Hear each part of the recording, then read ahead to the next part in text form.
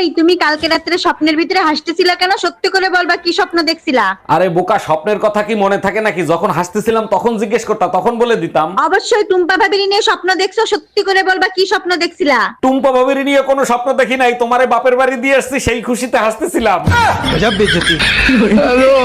আচ্ছা টুম্পা, বলো তো মেয়েরা যখন কান্না করে তখন মুখে হাত দিয়ে কেন কান্না করে? অবশ্যই জানি, যাতে কান্নার আওয়াজটা বাইরে না যেতে পারে সেই জন্য। আরে না, মেয়েরা সব পাপ তো মুখ দিয়ে করে, তাই মুখে হাত দিয়ে কান্না করে। ছেলেরা চোখে হাত দিয়ে কান্না করে কেন জানো? কারণ ছেলেরা চোখ দিয়ে শুধু পাপ করে না, ধর্ষণও করে।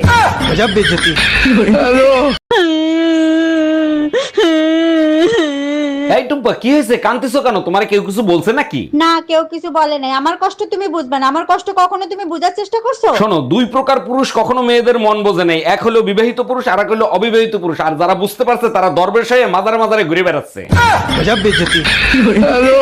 শোনো, এই গরম কোনোভাবেই সহ্য করতে পারতেছি না। কোনো বাহানা শুনতে চাই না। তুমি এসি লাগাও। এসি তো আমি সেই কবেই লাগাইতাম, তোমার জন্যই তো এসি লাগাইতে পারতেছি না। আমি তোমারে কবে এসি লাগাইতে বারণ করছি? আমি তো সবসময় এসি লাগাইতে বলি, তুমি তো সবসময় বাহানা করো। তুমি যখন ফ্যানের নিচে বসো, তোমার চুলগুলো এমন ভাবে ওরে মনে হয় জানি মাধুরী বসে আছে।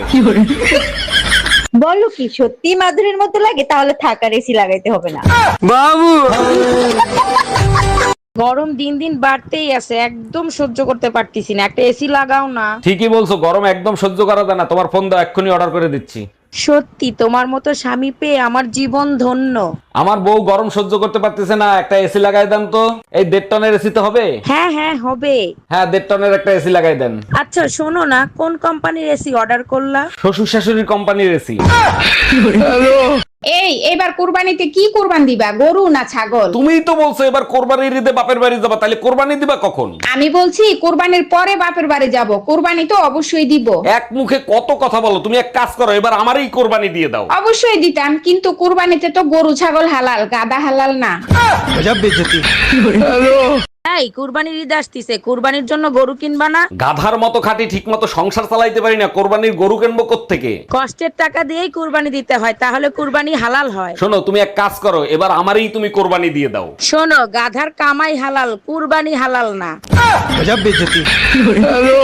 ও ভাবি, কোরবানির গরু কিনতে যাচ্ছি, আপনার জন্য একটা নিয়ে আসবো নাকি? অরুণ ভাই, আমার জন্য 20 থেকে 25 কেজি গোশ হয় এরকম একটা ছাগল কিনে আনেন তো। প্রতিবার তো গরু কোরবানি দেন, এবার ছাগল কোরবানি দেবেন কেন? বাজেট কম নাকি? অরুণ ভাই, বাজেট কম না, গত বছরের কুরবানির গোশ রয়ে গেছে, ফ্রিজে জায়গা কম। এই তুমি আর আব্বা না গরু কিনতে গেলা? গরু কই, আব্বা কই? তোমার বাপের নিয়ে গরুর হাটে তো যাই নাই, নিজের মানিজ্য সব ডুবাই দিয়েছি। দেখো, বাপ তুলে কথা বলবে না। কি করছে আমার বাপ যে তোমার মানিজ্য চলে গেছে? তোমার বাপ গরুর পাওয়ার ব্যাংকে হাত দিয়ে জিজ্ঞেস করে গরুর দাম কত।